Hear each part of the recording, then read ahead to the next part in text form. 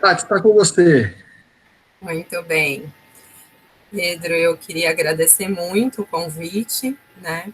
E eu acho que você deu um pouquinho da introdução aí, né, em relação à importância desse tema, né? Então, não é uma preocupação hoje só da especialidade da psiquiatria, mas de todos os outros colegas, né, de outras especialidades que estão convivendo aí, tendo muito contato, né, com toda essa situação. A gente tem conversado, né, e dividido muito essa questão, e eu acho que um discurso, assim, até unânime, é o quanto realmente, né, a psiquiatria vai ser aí uma especialidade importante nesse momento e daqui para frente, né? E então eu acho que eu acabei ficando com particularmente um tema especial aí, né, para poder aí trazer um pouquinho, né? Então vamos lá. Por favor, eu acho que durante a apresentação, qualquer dúvida, qualquer esclarecimento, eu fico à vontade para estar interrompendo aí e a gente poder estar discutindo, tá? Então, como o Pedro colocou, né, eu faço parte da equipe da psiquiatria, inserida dentro do pronto-socorro, né, central. Então, já estou lá na equipe há 12 anos, então acho que muitos já me conhecem, né, desse tempo. Eu acho que para falar sobre psiquiatria, saúde mental, não tem como deixar de trazer tá? Um pouquinho de história, né? Então, eu queria trazer um pouquinho aí da história, uma breve, né, pincelada em relação à história das pandemias, né? Então, são fenômenos aí extremamente importantes que moldaram sociedades e culturas, né, ao longo da nossa história. Pouca atenção foi dada, né, a esses fenômenos nas ciências sociais e comportamentais e até em ramos da medicina, né? E os surtos da pandemia, eles dizimaram sociedades, determinaram guerras, eles exterminaram populações inteiras, mas também abriram caminhos e inovações importantes na ciência, na economia, nos sistemas políticos e até na medicina, né? Então, eu vou começar um pouquinho, então, aí, né, há muitos anos atrás. A primeira descrição de uma pandemia foi da praga ateniense, que aconteceu, né, a praga do Egito, há 430 anos antes de Cristo. Hoje sabe-se que a provável causa foi a febre tifoide, e em relação à quantidade de mortes, nós tivemos 1/4 das tropas atenienses, né, e 1/4 da população da cidade aí eximada, né. A segunda peste, né, documentada foi a Antonieta, que aconteceu aí a 165 depois de Cristo. A possível causa foi a varíola, com 5 milhões de mortes. Depois tivemos a peste justiniana, de 541 a 44, onde a causa, né, foi a bactéria Yersinia pestis, né, da peste bubônica, com 25 milhões de mortes. Aí eu acho que uma das pestes mais, pelo menos, conhecidas, né, por nós e ouvidas, a peste negra, que aconteceu de 1346 a 53, também causada pela Yersinia pestis, que dizimou de 75 a 200 milhões de pessoas, né, estimativa. E nessa época eu queria trazer duas curiosidades, né. Primeiro, é a figura do médico da peste, né, que ficou conhecido.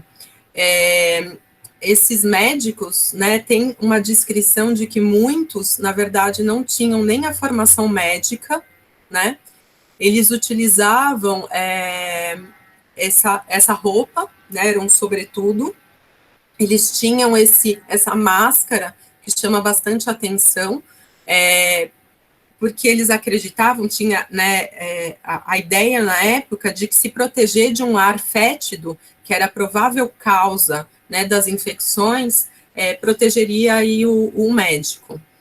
Então, tem essa apresentação que falam até de uma apresentação fantasmagórica, né, com um bico de como se fosse um bico de pato, né, esse bico, ele tinha dois buracos por onde entravam, né, entrava o ar, e esse bico ele era preenchido com itens aromáticos.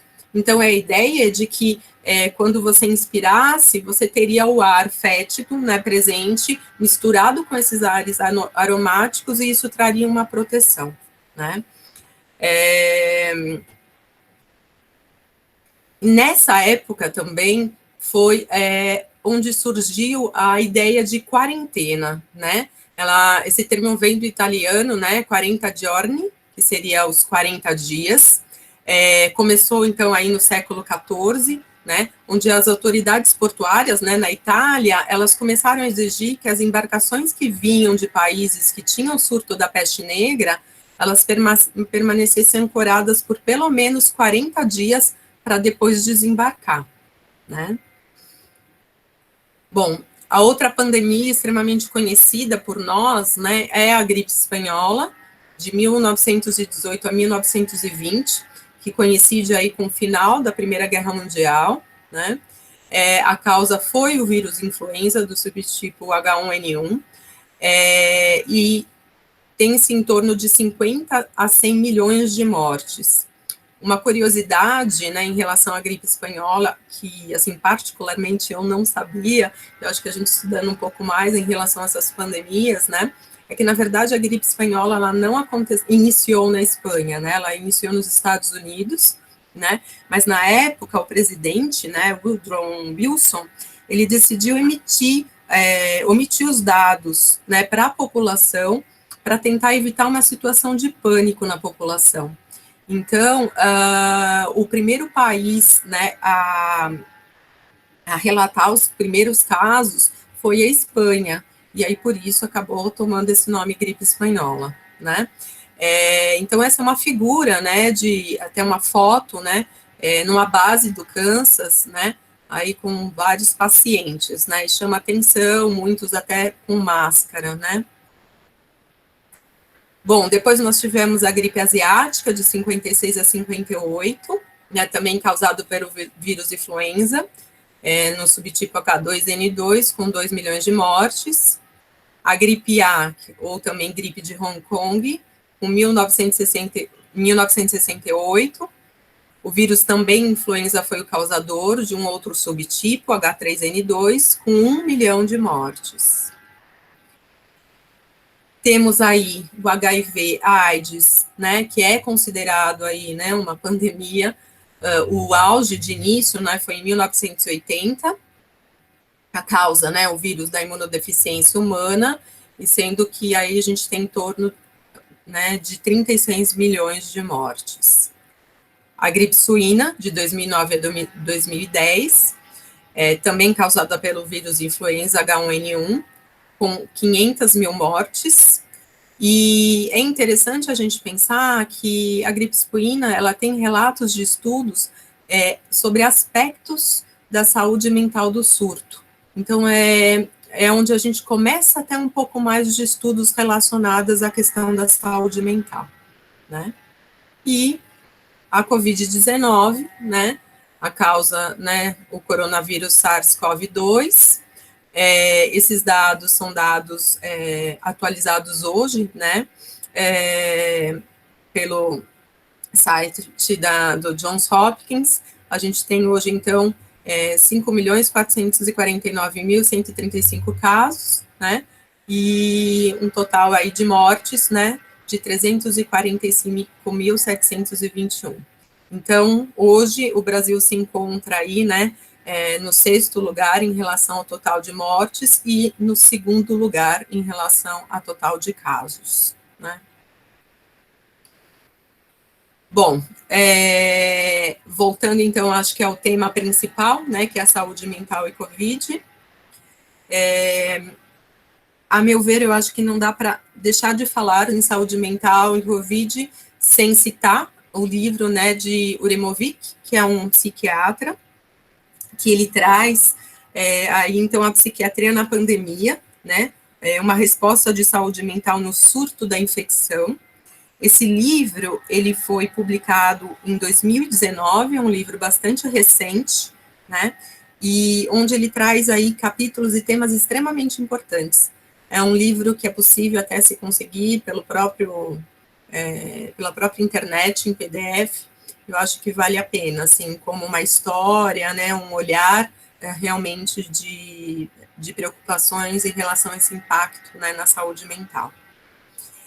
Eu queria citar, né, aí especificamente um capítulo, que é o segundo capítulo, onde ele vai falar exatamente sobre uma breve história aí sobre as pandemias. Ele chega a citar, além das pandemias que eu já referi, algumas epidemias extremamente importantes também, que foi a SARS, né, em 2003. Ele fala do Ebola, né, 2014 a 2016, e do Zika, né, mais recente, aí 2015 e 2016.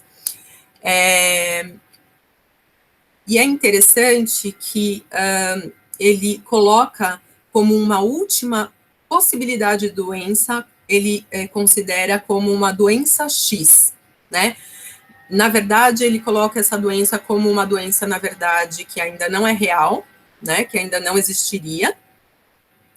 É uma fonte especulada do que seria uma próxima pandemia, e que, segundo ele, poderia ter efeitos devastadores na humanidade, né?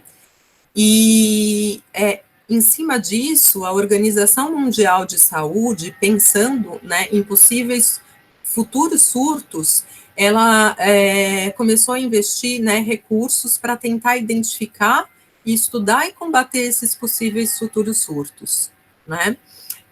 Existe, né, dentro aí da Organização Mundial da Saúde, um projeto que chama R&D, Blueprint, que na verdade nada mais é do que estratégicas globais e planos de preparação que vão tentar permitir uma rápida ativação durante as epidemias, né, sempre com o objetivo de acionar, né, especialistas, então cientistas do mundo todo, médicos, na tentativa de disponibilizar testes, vacinas e medicamentos que sejam eficazes, né?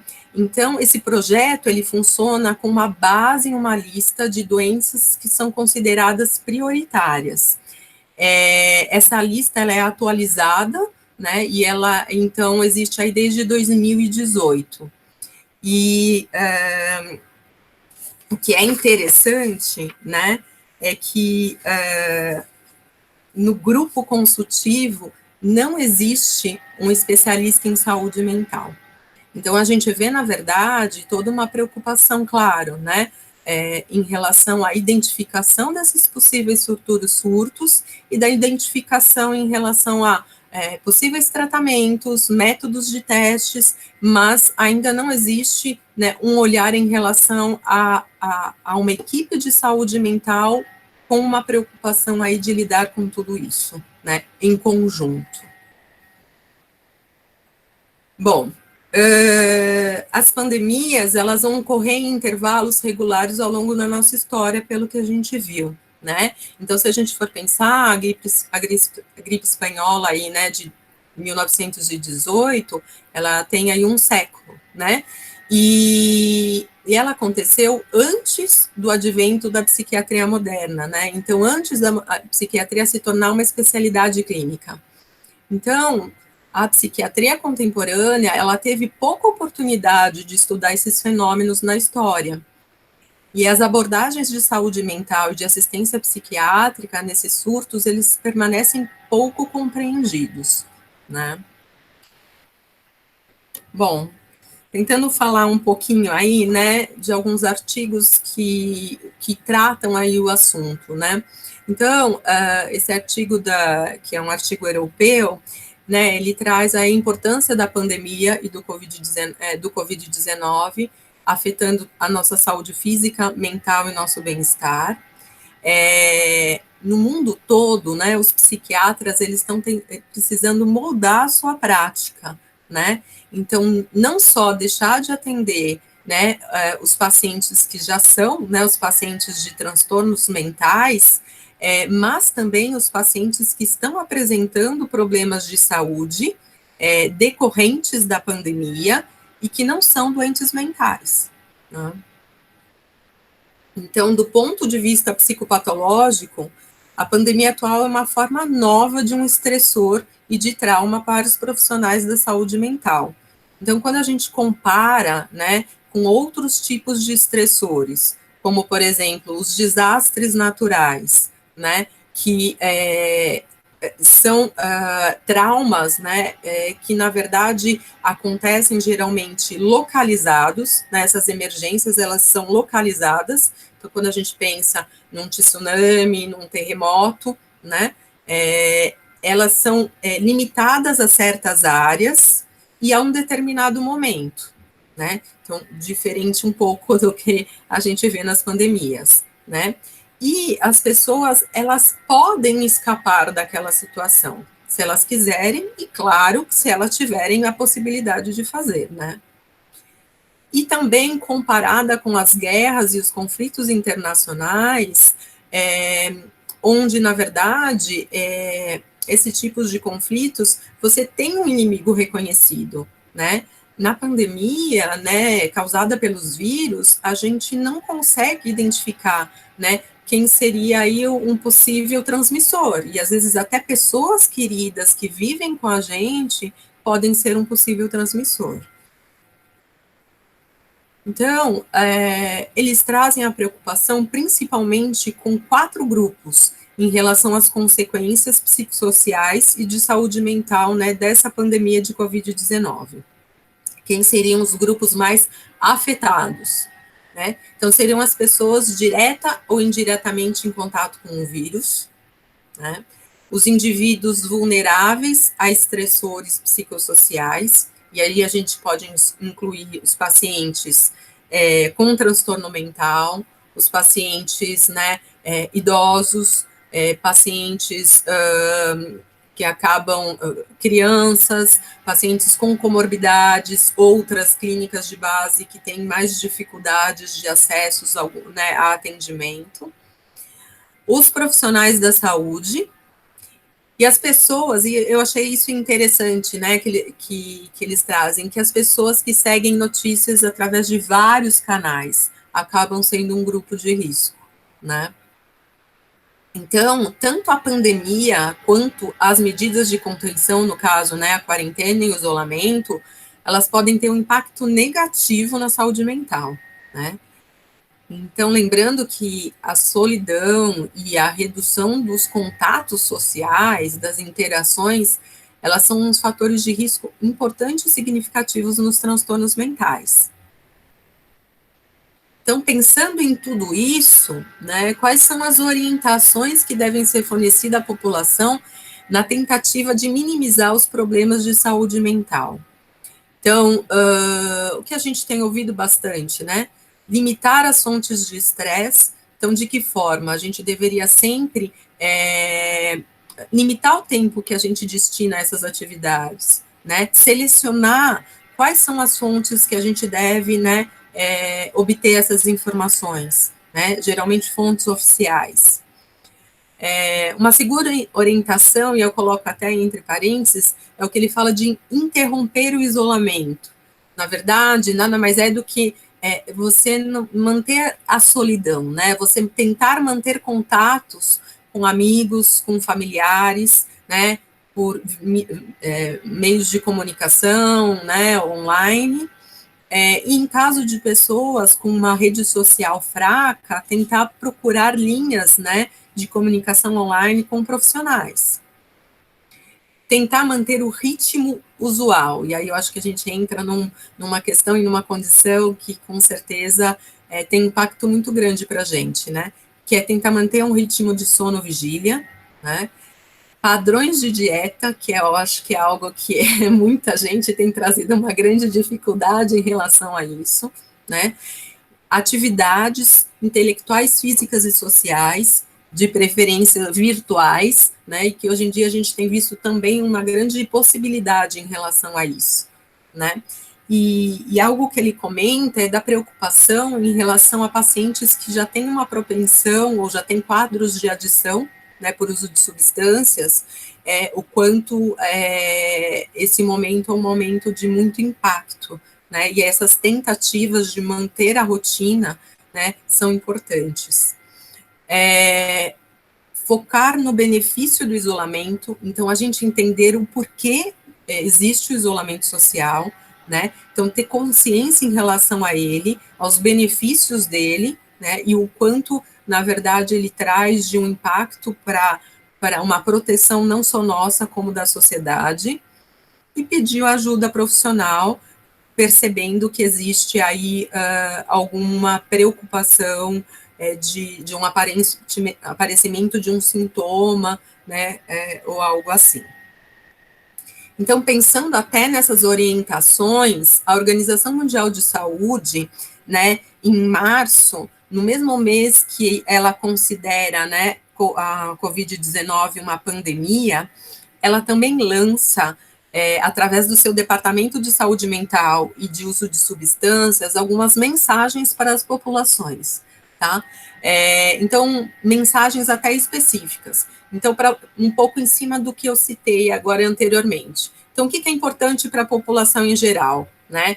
Empatizar com todas as pessoas afetadas, né? Não discriminar as pessoas, né? Tanto infectadas quanto suspeitas, limitar o tempo às notícias, proteger e apoiar as outras pessoas, principalmente as pessoas mais vulneráveis, tentar trazer um pouco de divulgação de histórias positivas, né, e valorizar os trabalhadores da saúde, né. Em relação a mensagens aos trabalhadores da saúde, tentar cuidar nesse momento da sua saúde, né, tentar gerenciar a sua saúde mental e o seu bem-estar, e tentar também ter informações de como dar suporte às pessoas que estão afetadas pelo Covid e precisam de uma orientação, né? Existem mensagens diretas aos coordenadores gerentes de serviços de saúde na tentativa de proteger a equipe da melhor maneira, né, a esse momento de estresse, tentando garantir uma atualização de informações e uma comunicação, e garantir também acesso, né, aos trabalhadores a um meio de atendimento de saúde mental e um apoio psicossocial.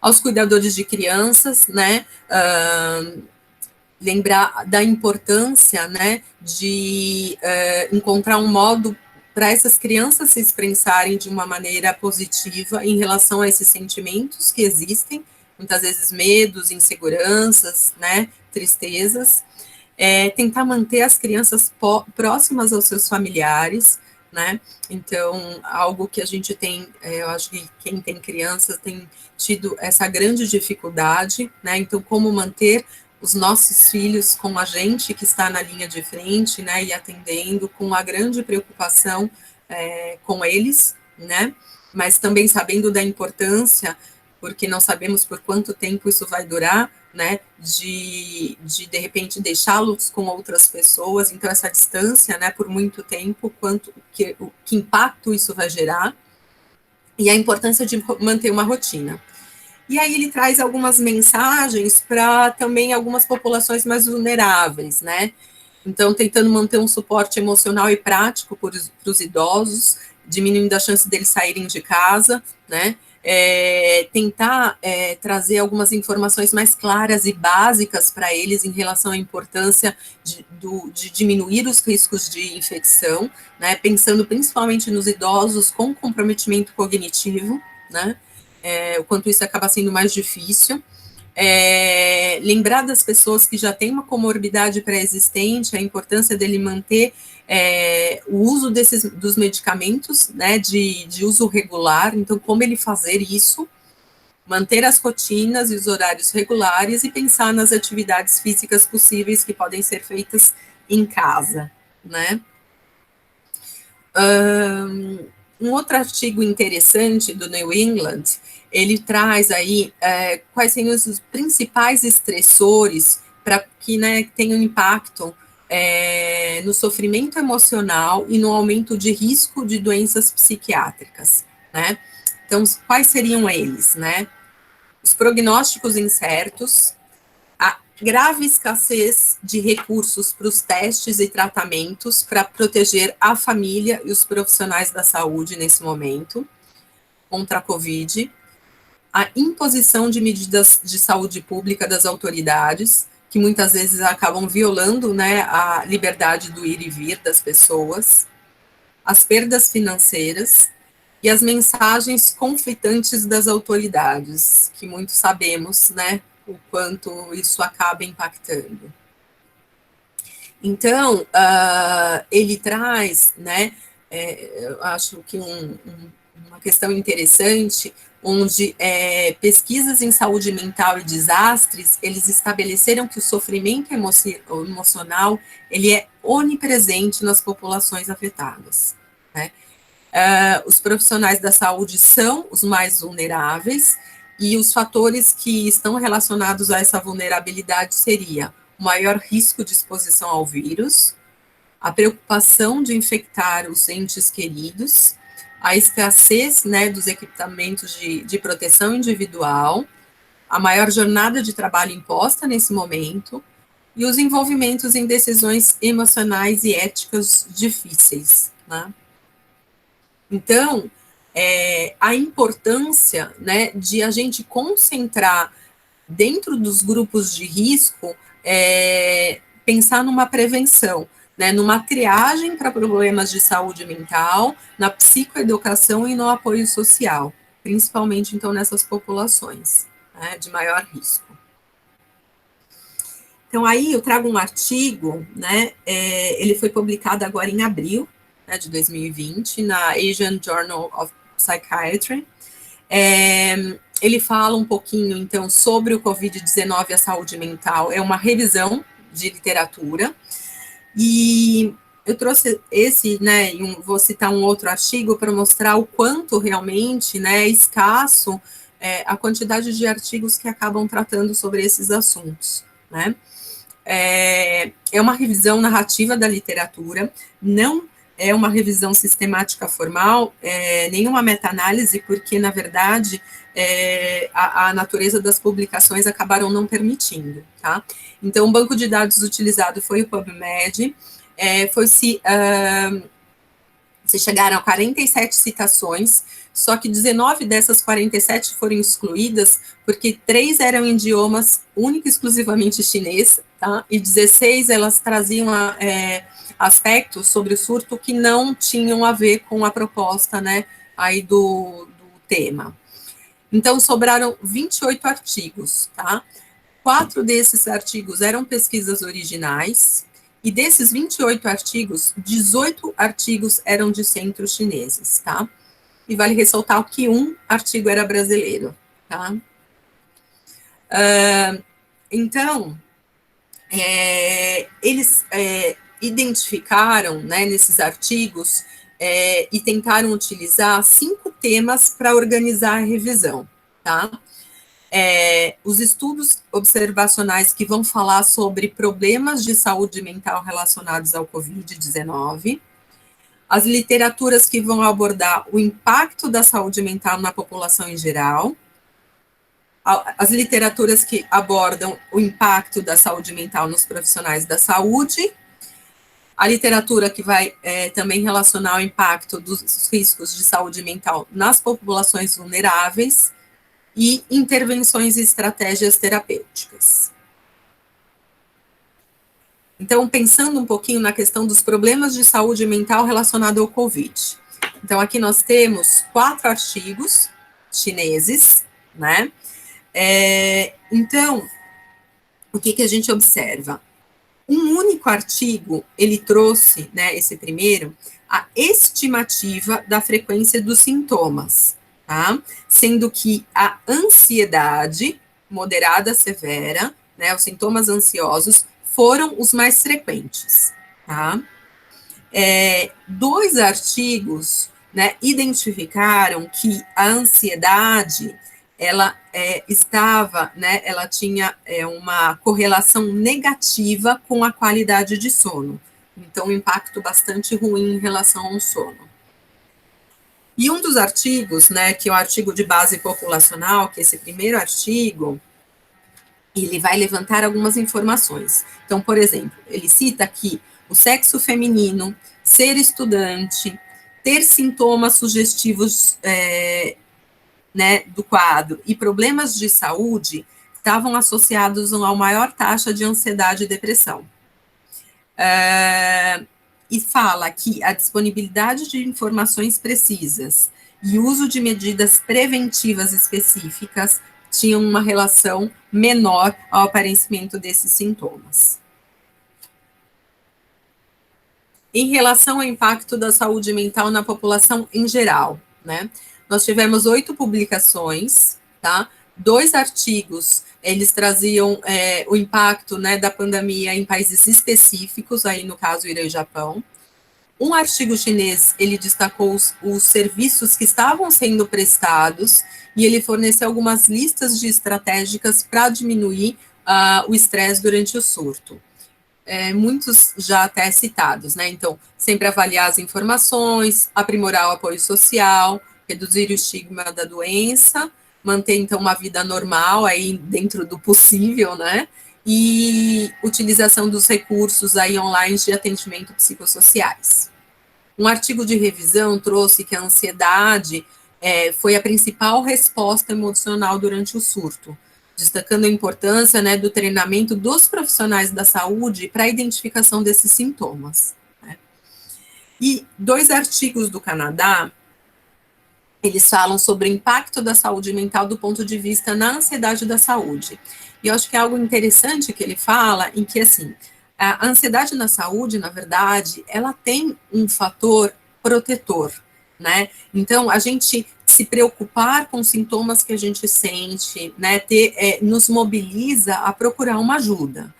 A grande preocupação é que, com as informações imprecisas que a gente está vivendo nesse momento, né, e exageradas que são trazidas pela mídia, isso leva a um excesso de ansiedade. E aí pode levar a alguns comportamentos desadaptativos na gente. Né? Então, por exemplo, uma angústia extrema, supervalorizar alguns sintomas que leve aí uma procura excessiva a médico, e de uma certa forma você acaba se expondo mais até a relação de uma contração da própria doença. Tá? Em relação à abordagem do impacto da saúde mental nos profissionais. 3 artigos falaram sobre o risco significativos de resultados adversos à saúde mental dos profissionais da saúde, né? Sendo que um deles trouxe os principais motivos, que seriam as longas horas de trabalho, o risco de infecção, a escassez, né, dos equipamentos de proteção individual, solidão, a fadiga física e essa própria separação dos familiares.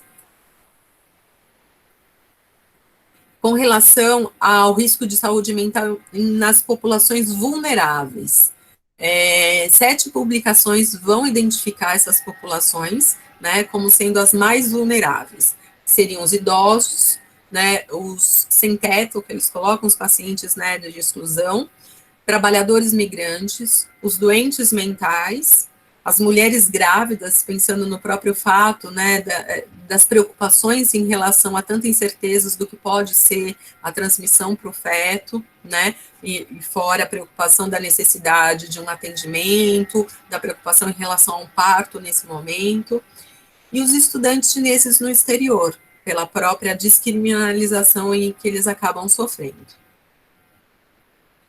Em relação às intervenções e estratégias terapêuticas, né? 5 artigos acabaram trazendo a importância do desenvolvimento de especialistas qualificados para lidar com esse estresse, o treinamento de pessoas que fazem parte da saúde da comunidade em relação a aspectos básicos de cuidados na saúde mental, a necessidade de pesquisas online para avaliar os principais problemas de saúde mental, materiais online para educação em saúde mental, os serviços de aconselhamento também realizados de forma online, os serviços de saúde mental para pessoas de baixa renda, né, que é a grande preocupação, como eles podem ter acesso a isso, né, e os serviços de telemedicina pensando na questão de diagnóstico e aconselhamento. Bom, um outro artigo que eu trago também,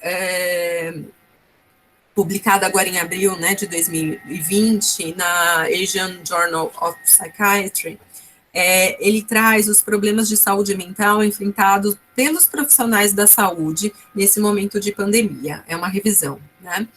Então, ele se utilizou de bancos de dados, aí o PubMed, o Google Scholar, o Cochrane Library e o Embase.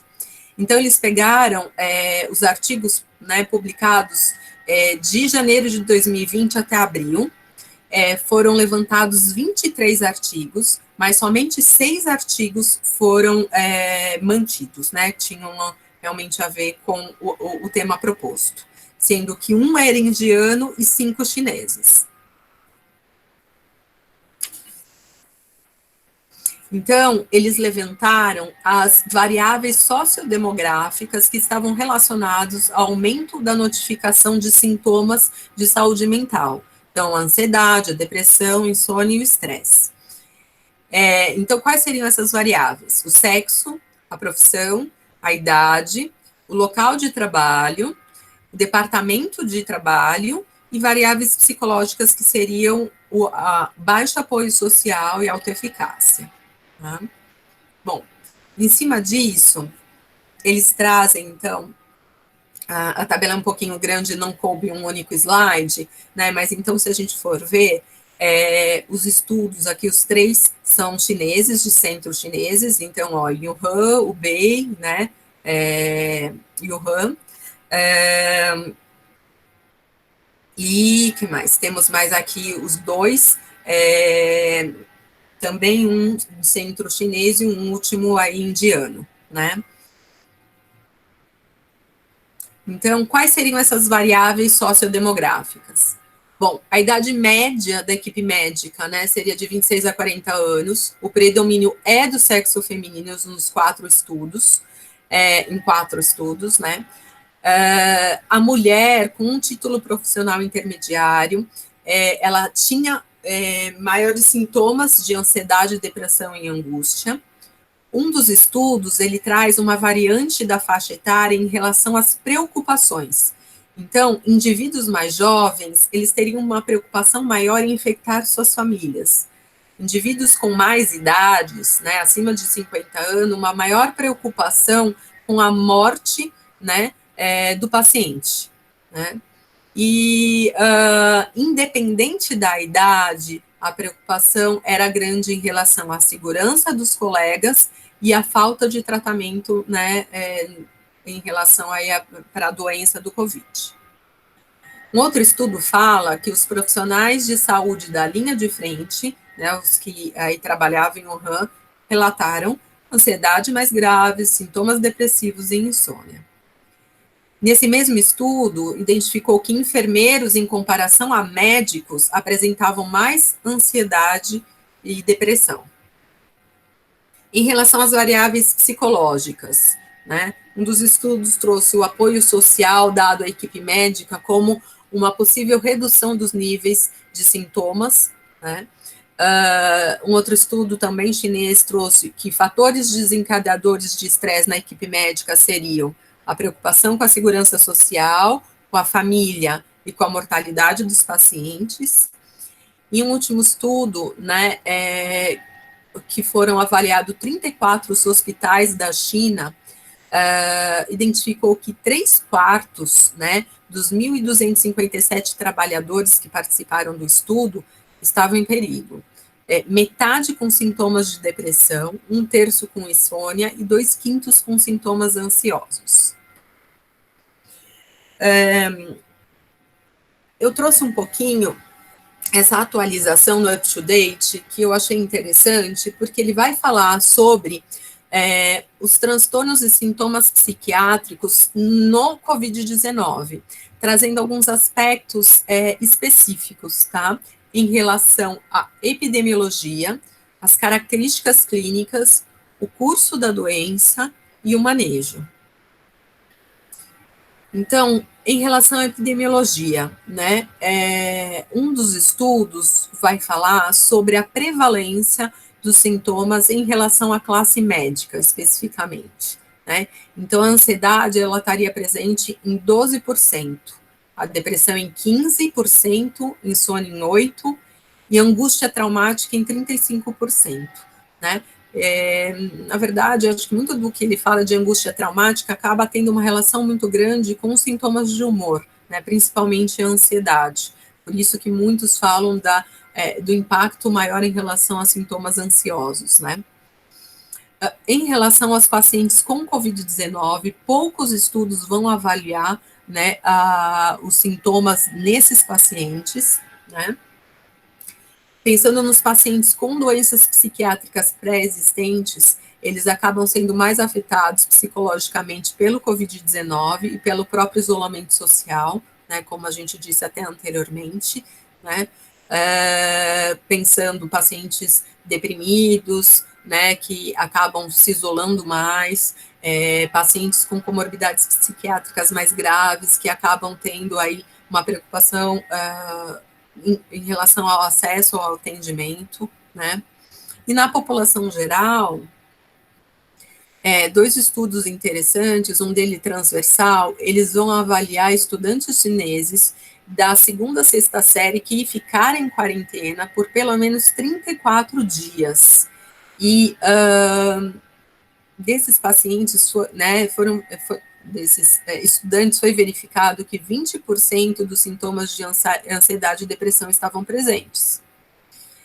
Um outro estudo fala, né, em relação aos pacientes mais vulneráveis, os idosos, os imunocomprometidos e os pacientes com doenças crônicas, que teriam aí um maior risco de sintomas, né, de ansiedade, depressão e preocupações, angústias. Em relação à patogênese, eu acho que é importante, né, quando a gente fala da patogênese dos sintomas e dos distúrbios psiquiátricos, a gente tem que lembrar que pode incluir dois fatores. O fator psicossocial, que eu acho que é o que a maioria dos estudos nos mostra, né, e é o que até agora eu acabei citando com mais frequência, mas também os fatores biológicos, né. Então, o quanto o Covid-19 parece afetar diretamente a função do sistema nervoso central. E aí eu tomo a liberdade de, né, trazer um pouquinho aí de uma maneira bem resumida, né, e com certeza a Letícia, né, falando sobre no cérebro, né, e Covid, acabou aí trazendo informações, né, muito mais precisas, estudos, né, mais significativos. Mas existe aí uma revisão retrospectiva de prontuários de pacientes hospitalizados que tiveram Covid, um NI de 214 pacientes, onde foi constatado que 25 apresentaram manifestações do sistema nervoso central, com tontura, dor de cabeça e perda de consciência. Teve um estudo retrospectivo também de pacientes hospitalizados, né, com síndrome de desconforto respiratório agudo relacionado à COVID, um N de 58, onde foi encontrado múltiplas características neurológicas e psiquiátricas, como agitação e confusão, né, a agitação aí em 69% e confusão em 65% desses casos, né. Uma questão que a gente deve pensar, né, que esse estudo mostra, é que a análise do líquor em 7 pacientes, né, foi negativa para o vírus, né, então o que sugere para a gente que muitos desses achados neurológicos, eles poderiam ter resultado de outras causas, que não o efeito direto da infecção. Então, essa é uma encefalopatia secundária e as doenças graves, as citocinas ou até os medicamentos, né. E achados consistentes com uma revisão da literatura mostram que as epidemias virais passadas tiveram uma associação com sintomas neuropsiquiátricos, tá? Então, descrições de, né, desmielinização, encefalopatia, disfunções neuromusculares e alterações de humor e psicose. Com relação ao curso da doença, né, os problemas psiquiátricos, eles podem persistir por pelo menos 3 anos, né, após o fim da pandemia, né. Então, existem aí 3 estudos interessantes, retrospectivos, né, um primeiro, de 2003, né, que fala sobre a SARS, onde indivíduos que foram expostos ou que sobreviveram à infecção da SARS, eles foram avaliados 2 anos e meio a 3 anos depois da epidemia. E foi identificado 20 a 30% de sintomas moderados a graves de ansiedade, depressão e de transtornos de estresse pós-traumático. Um outro estudo com funcionários de hospital com NAI de 549, onde foram expostos na epidemia da SARS em Pequim, foi feito um autorrelato 3 anos depois, e também identificou 23% de sintomas depressivos moderados a graves ainda existindo. E um último estudo que avaliou 90 sobreviventes de infecções pela SARS, 2 anos e meio após a hospitalização. 33% apresentavam distúrbios psiquiátricos. Então, essa é uma preocupação bastante relevante para a gente, né? O quanto ainda vamos ter aí um reflexo durante alguns anos aí, mesmo após essa pandemia, né? Em relação ao manejo, ele vai trazer, então, as abordagens gerais, que acabou sendo citado em muitos outros estudos aí prévios, as abordagens de fatores estressores. Ele fala sobre a quarentena, então a importância de como abordar a quarentena, sempre explicando o objetivo e por que ela está sendo implantada, né? E até falar do benefício altruísta, né? O quanto realmente você acaba não só ajudando a si, como ao próximo. E facilitar a aquisição de suprimentos gerais e médicos, o quanto é importante nesse momento, né? E aí, um outro dado citado, né, em relação ao manejo, e que eu acho que é de extrema importância, é a questão do suicídio, né? Que a gente sabe que nesse momento é um grande fator aí de risco, né? Então, as próprias dificuldades impostas pela pandemia, elas podem levar a um aumento de pensamentos ou ideias suicidas, né? Quais dificuldades, né, a gente citaria? A privação econômica, né, o próprio isolamento social e o acesso reduzido aos cuidados médicos e aí os cuidados de saúde mental. Então, o quanto é importante a gente monitorar e acompanhar os pacientes com fatores de risco, né? Então, pacientes, por exemplo, que já têm um comportamento, né, um risco suicida, né, pacientes com comorbidades psiquiátricas graves e que devem ser monitorados e acompanhados, né? E os pacientes com COVID-19 e distúrbios psiquiátricos, eles devem manter um contato social, né, mesmo indicado nesse momento um contato online, e acessar o tratamento online ou, em alguns casos, pessoalmente, né, dependendo até da gravidade. Eu queria citar e trazer um pouquinho o trabalho, né, que o Departamento de Saúde Mental da Santa Casa tem feito aí em relação, né, nesse momento, em relação aos atendimentos. Ele é um apoio online, tanto para funcionários e alunos da Santa Casa de São Paulo, né, e existe um telefone, então é um WhatsApp, onde tanto os alunos quanto os funcionários podem entrar em contato, eles vão ser acolhidos inicialmente por um profissional da saúde mental. Esse profissional, ou ele é um professor da faculdade, ou ele é um instrutor da Irmandade. Então, esse paciente, ele vai ser acolhido inicialmente, né? E o profissional vai identificar a necessidade de um acompanhamento e de uma manutenção de um atendimento, né? E se isso for necessário, vai ser feito. Tendo uma necessidade de uma abordagem psicoterápica, esse paciente ele vai ser encaminhado por um atendimento. A Santa Casa ela fez convênios com alguns locais, entre eles principalmente o SEDES, que é um centro de psicanálise, né, de referência, onde existem 80 profissionais disponibilizados para atendimento, né?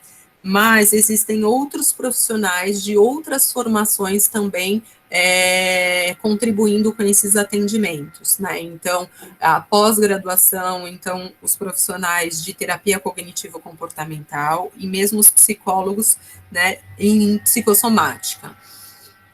Então, conversando hoje com uma colega que faz parte, né, de todo esse projeto, eles não conseguiram até o momento tabular, né, enfim, né, essas informações, até porque, né, a procura é grande e tudo isso requer bastante trabalho.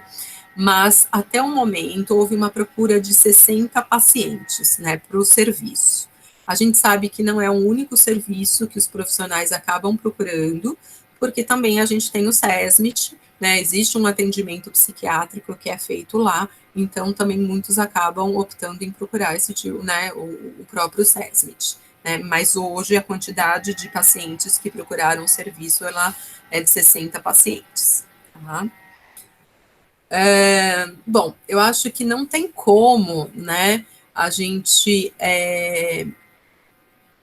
de uma certa forma, deixar de olhar também, né, eu acho que como foi falado lá no início, né, as pandemias, elas acabam trazendo tantos estressores, tantas preocupações, né, em relação aí a quantidade, o impacto no número de mortes, a questão própria do impacto na saúde mental, mas a gente não pode também de trazer, de uma certa forma, alguns, a gente poderia falar benefícios, se é possível, né, ou alguns pontos positivos em relação a esse momento, né, então eu acho que não fazendo propaganda a nenhum dos, né, dos que ajudaram, né, e não foram todos aí que eu consegui trazer, e aí fotos que a querida doutora Sandra acabou me encaminhando, né, mas muitas empresas que acabaram, né, se disponibilizando o seu trabalho e tentando ajudar de alguma forma, né, toda essa equipe aí que está na linha de frente nesse momento, com tantas dificuldades aí que estamos enfrentando, né. Então, com alimentos, né, com produtos aí, álcool em gel, né, com EPIs, né, face shield, óculos, enfim, né, mas eu acho que a gente, assim, a importância de a gente agradecer, né, todos os profissionais que, de uma certa forma, direta e indiretamente estão envolvidos nesse momento, né, não só os que estão na linha de frente, mas todos que acabam, de uma certa forma, se envolvendo, né, mas eu acho que, acima de tudo, né, os nossos colegas que estão aí na linha de frente, né, e que realmente, com todas essas dificuldades, né, e que a gente cita e que está aí sendo falado em relação às preocupações, né, ao impacto tão grande na nossa vida como profissional da saúde, né, estão todos lá, né, com toda a dedicação, com todo o carinho, né, em relação ao serviço e em relação aos pacientes, né. Eu acho que muitos aqui, né, tiveram aí que precisar ser afastados, né, durante um período aí, né, de 14 dias por contrair, né, o Covid ou por uma suspeita, e muitos voltaram. Então, a gente vê pessoas aí, e vou citar aí especificamente duas que acabaram passando e que acabam estando mais perto da gente, né? Por quadros, eu acho que mais graves, como a Thelma, nossa enfermeira querida aí do PS, a Vânia, né, que trabalha com a gente no serviço social. Acho que foram duas que tiveram quadros mais graves, que precisaram ser internadas e que estão de volta, né, e que a gente encontra e estão, assim, super dispostas para trabalhar, então, como muitos outros, né, que também saíram de licença e voltaram e estão aí, né, de novo com toda a garra, né. Então, eu acho que a gente não tem como deixar de agradecer toda essa equipe, né. Acabei não trazendo aí, né, uma foto, mas eu acho que, além disso, né, a importância da nossa família, né, gente, porque todos nós, né, escolhemos a nossa profissão, né, escolhemos estar lá presente, de uma certa forma, estar aí num local, né, como um pronto-socorro, mas de uma certa forma a nossa família não, né? Então, eles estão aí sempre abertos para nos receber em casa, né? Mesmo em momentos que a gente volta para casa com a informação de que estamos contaminados, né? E que mesmo assim eles estão abertos para receber a gente, né? E sempre nos estimular e nos apoiar. Então, eu acho que fica o meu, e tenho certeza que o de muitos, o agradecimento por tudo isso. Tá?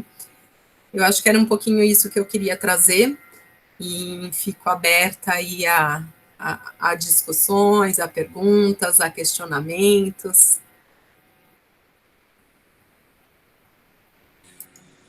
Doutora Patrícia, primeiro, parabéns pela aula. Acho que é um tema fundamental, né? Isso que a humanidade está imersa em uma histeria mental que eu acho que vai fazer muito mais mal que o coronavírus, né? E acho que é fundamental. Primeiro, a doutora Sandra não conseguiu entrar por problemas técnicos, né? Mandou beijo a todos e disse que vai assistir a aula depois gravada. Sim. A ausência da nossa querida chefe hoje se deu por problemas tecnológicos, mas, enfim, ela pediu para que eu mandasse um beijo a todos em nome dela e dizer que posteriormente ela vai assistir a aula gravada.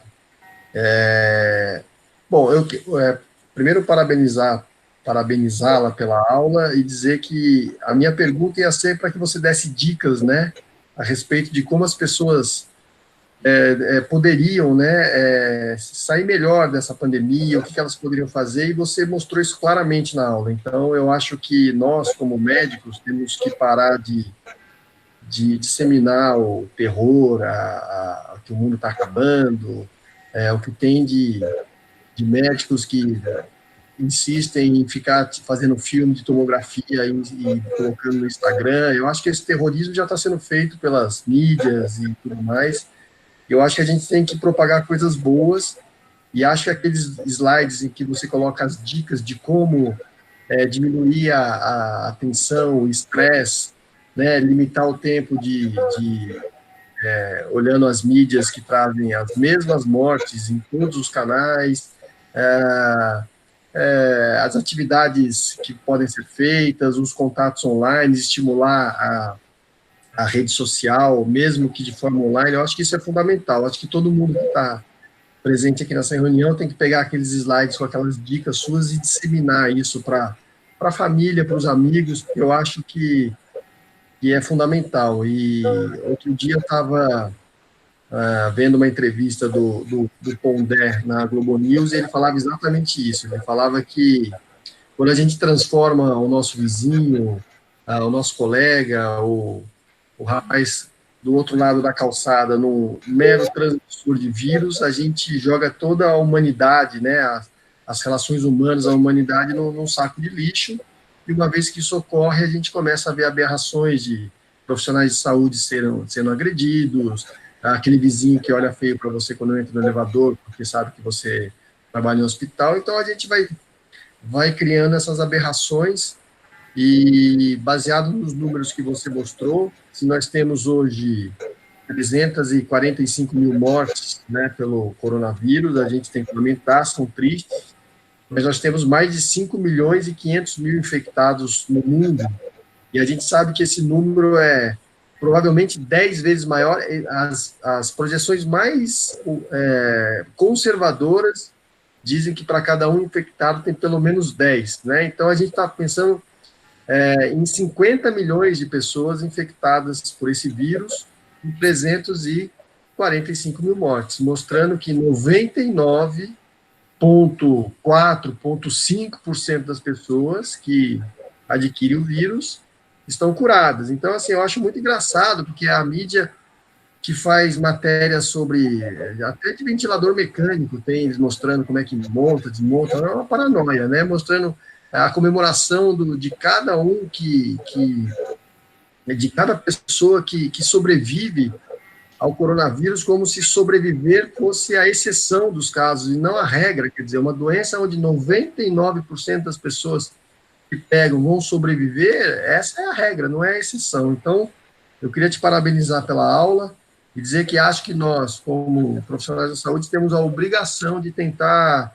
estimular notícias mais positivas, né? Abraçar os familiares com notícias mais, com estratégias para vencer os problemas de saúde mental, diminuir a ansiedade, como é que a gente pode melhorar o sono dessas pessoas, como é estimular hobbies. Eu tenho feito um pouco de terapia com a minha mãe, que está trancada em casa, né? Então eu tento ligar para ela diariamente para saber como é que ela está, dar dicas de filmes que eu tenha visto, e eu acho que isso é fundamental. Então, parabéns, Paty, pela aula, e agora estou abrindo a perguntas aí para quem quiser participar. Obrigada, Pedro. Olá, doutora Fabíola. Posso fazer uma pergunta? Meu nome é Igor, eu sou da 45ª turma. Eu tenho uma dúvida que eu tenho, doutora, que é o seguinte: eu queria que a senhora falasse um pouquinho sobre a relação entre o médico e o paciente, ou os familiares que estão acompanhando o paciente internado. Qual que seria a abordagem, assim, em relação, assim, a ligar, quando você vai ligar e falar com o paciente, esse paciente que está com Covid, existe uma dificuldade muito grande da equipe médica para falar e do familiar, para saber notícia desse tipo de paciente. E eu queria saber se existe, assim, alguma forma que seja menos impessoal que só o telefone, ou algum tipo de abordagem que você consiga achar que seja um pouquinho mais sensível para o familiar e para esse contato entre o familiar e o paciente. Você sabe alguma coisa sobre isso? Igor, deixa eu entender. Você está falando, por exemplo, de pacientes que estão internados e em relação a esse contato que a família acaba não tendo com esses pacientes? Exato. Eu queria saber se existe alguma proposta ou alguma forma, se vocês já pensam, se existe assim uma técnica para que exista um contato mais sensível entre o paciente, o médico e os familiares. Se vocês já discutiram isso, porque eu tenho muita dificuldade na hora de falar com os familiares do paciente, e eu sinto que os familiares também têm muita dificuldade para conversar com os pacientes, porque todas as notícias são via telefone, isso é muito distante, né? E eu não sei aí se existe alguma forma, alguma maneira que seja menos impessoal e um pouco mais sensível. Eu não sei, alguma coisa que a senhora saiba a respeito disso e tenha para falar. Igor, eu acho que essa é uma grande preocupação que você traz, né? Assim, especificamente, não li em nenhum lugar como tá, né, alternativas outras, né? Eu acho que realmente a possibilidade, né, de os pacientes ficarem com o celular, né, e poderem se comunicar com a família, eu acho que isso tem sido muito importante para eles, tanto para a família quanto para o paciente, né? Então, até porque, né, eu acho que esse momento né, a gente vive isso até, né, como família, né, pensando na questão dos nossos colegas. Quantos colegas que foram internados, e até alguns na Santa Casa, e a gente tinha uma vontade de pensar em poder visitá-los, sabendo que não poderia, né, e fazendo um contato online, né. E o que eles se queixavam era essa dificuldade, se sentir muito isolado lá, de não ter nenhum contato externo, né, de não poder conversar com as pessoas, de não poder conversar com a família. Então, eu acho que a partir do momento que você permite, né, esses pacientes ficarem com o celular e acessarem uma videochamada, né, uma conferência com família, um contato com a família por vídeo, eu acho que realmente o vídeo permite uma aproximação um pouco maior, porque é uma forma de você também estar vendo o paciente, estar olhando para ele, né? Eu acho que apesar do distanciamento, é o que um pouco nos aproxima, sabe, Igor, nesse momento, né? Tá ótimo. Porque eu acho que, infelizmente, a questão da presença, né, ela vai estar restrita, né, e eu acho que a família, né, ela tem entendido, eu acho que até vocês podem falar muito dessas situações que vocês têm vivido, né, para quem está dentro de um centro, né, de atendimento de pacientes específicos de Covid, que acaba sendo um isolamento, né, mas eu acho que a família, ela tem entendido essa grande preocupação. As pessoas têm uma preocupação muito grande em se contaminarem, né?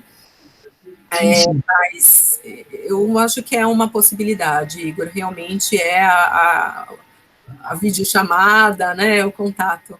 E mesmo falando, viu, Igor, com muitos...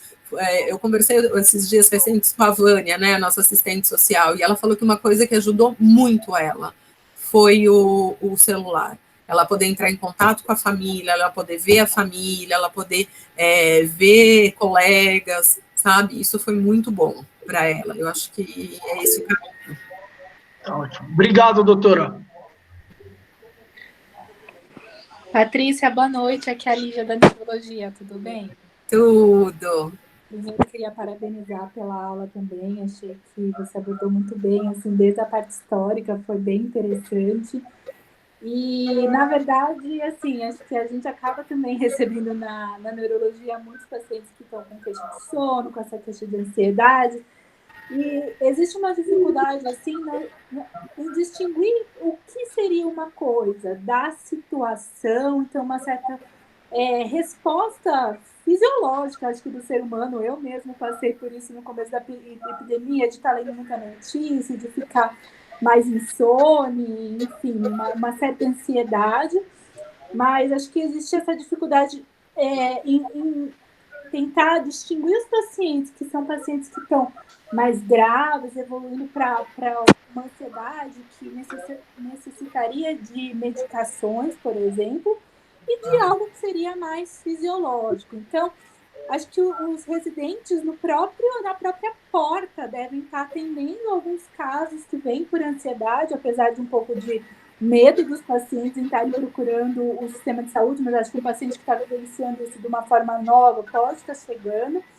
E se você teria alguma dica prática para dar para os residentes que estão fazendo esse atendimento na porta e tentar distinguir um paciente que talvez precise procurar um apoio, um serviço, e um paciente que talvez só as orientações e todas essas orientações que você comentou, talvez já seja necessário para ele criar uma rotina e voltar ao seu normal ou restabelecer um pouco a saúde mental. Eu queria, se você pudesse comentar isso, acho que vai ajudar aí para os residentes atendendo na porta do pronto-socorro.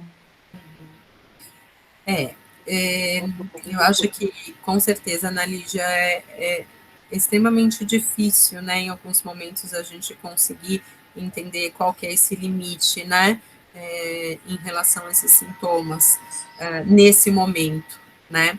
Eu acho que algumas coisas, elas são importantes, né, e relevantes a gente pensar. Pacientes que acabam procurando, né, por uma queixa de uma presença de uma sintomatologia de humor, mesmo que com uma piora nesse momento, mas pacientes, por exemplo, que já tenham transtornos mentais de base, né? Então, a gente sabe que existe uma preocupação muito grande para esses pacientes, né? Porque a piora, ela pode existir, né, nesse momento. Então, eu acho que ter alguns fatores de riscos acabam sendo um sinalizador para a gente, né? Então, por exemplo, um paciente que chega e já faz um tratamento psiquiátrico, já tem um atendimento, né, e que a gente sabe que nesse momento está tendo uma dificuldade, às vezes, de manter esse atendimento, né, pela questão próprias limitações dos serviços, né, acabam, às vezes, vindo para o pronto-socorro, né. Então, eu acho que, assim, isso é um sinal de que esse paciente é um paciente um pouco mais grave, né, e que mesmo que esse sintoma tenha uma piora nesse momento, mas pode ser uma sobreposição a um quadro que já existe, né. Em relação a não ter o fator de risco, ou não ser um paciente sabidamente em tratamento psiquiátrico, né, é claro que eu acho que a gente vai tentar olhar para o impacto desses sintomas na vida dele, né, o quanto isso está impactando, né, de uma forma significativa, né. É claro que o ideal seria que a gente pudesse encaminhar de uma certa forma esses pacientes para um atendimento e para um acompanhamento mais adequado, né? Mas a gente sabe que não existe uma estrutura suficiente, né, para essa demanda, né? Então, a gente tem esses tipos de atendimento dentro, por exemplo, da Santa Casa para os funcionários, para os alunos, mas a gente não consegue ter esse tipo de atendimento que acabe dando conta de atender uma população em geral, né? Então, eu acho que a tentativa é, primeiro, olhar para o sintoma, olhar para a gravidade e a impactação na vida desse paciente, né? E eu acho que tentar compartilhar realmente essas preocupações, né? Em relação a o que ele pode fazer para minimizar. Eu acho que dentro daqueles critérios, né, são sintomas ansiosos muito relacionados a esse momento, né, vamos tentar diminuir a procura de informações, vamos tentar procurar, né, acho que orientações mesmo de abordagem, né, manter a rotina, ter uma rotina saudável, pensar, né, em manter contatos com outras pessoas, né, eu acho que é o que é possível, essas orientações, né, e, claro, se tiver um impacto maior na vida, eu acho que aí a orientação de uma procura de um atendimento especializado, né. Legal, Patrícia, obrigada, viu, agradeço aí por toda a contribuição, a aula foi excelente. Obrigada, viu, Lígia.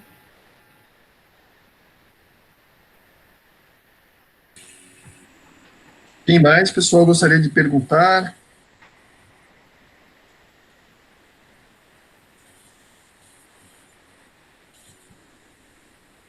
Bom, se mais ninguém... Alguém mais? Bom, então eu queria agradecer a doutora Patrícia mais uma vez pela atenção, pela excelência da aula, por ter nos brindado aí com... Eu acho que até a gente se reunir aqui é terapêutico também, as pessoas trocarem experiências e enfim, entreterem as suas noites, eu acho muito legal. Então, eu queria deixar... Bom, primeiro a gente vai fazer o upload dessa aula em breve, né? Então, para quem não pôde assistir, divulguem, que ela vai estar no nosso canal do YouTube, do Serviço de Emergência, e já deixo o convite para a aula da semana que vem, onde o Paulinho, nosso querido Paulo Amor Divino... Paulinho, você se encontra na área? Está aí. Fala, Paulinho, sobre tratamento farmacológico da Covid-19. Quer dar alguma palavrinha aí, Paulinho? Pedrão, com muito amor, iremos falar dos tratamentos farmacológicos semana que vem. Todo mundo convidado aí. Maravilha. Eu acho que é talvez um dos temas mais polêmicos aí, né? Todo mundo com luva de boxe, protetor bucal, para a gente fazer um debate aí de alto nível. Estou me preparando aqui. Acho que vou tomar muita chinelada, mas tudo bem. Maravilha, então. Pessoal, boa noite a todos e lembrem-se, propaguem notícias boas, positivas. 99,5% das pessoas que entrarem em contato com esse vírus vão sobreviver. Essa é a boa notícia. Então, beijo a todos e fiquem com Deus aí. Até logo. Obrigada, Pedro. Beijo grande.